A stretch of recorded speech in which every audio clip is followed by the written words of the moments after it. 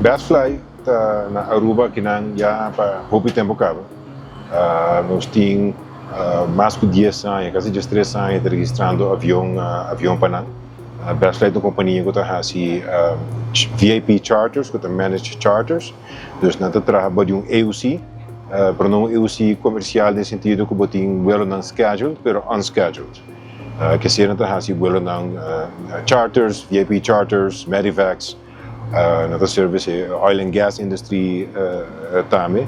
E agora que na Aruba, entretanto, a operação vai crescendo, onde que pode EUC, uma companhia local, com EUC local, nós estamos falando de uma oficina agora que na Aruba, com nós temos presença de, nós estamos contando com mais ou menos 1.000 metros de oficina, com personal, de qual nós estamos manejando e operação, charter, vuelo.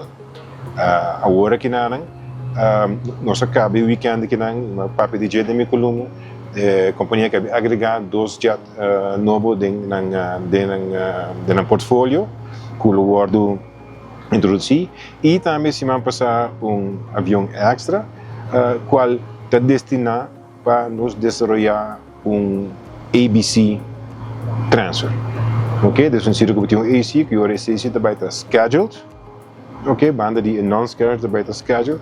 Pasine por dar serviço na islanan ABC, uno que nós temos por mais frequência, pero também mais capacidade. Se nós pensamos de avião que acabei de comprar agora, que não, vou pensar de avião que está ganhando entre 40 para 50 gente, que ora logo introduzir body EOC e logo por servir Aruba, Bonaire, Corsol, entre islas, para dar mais frequência e mais volume de capacidade.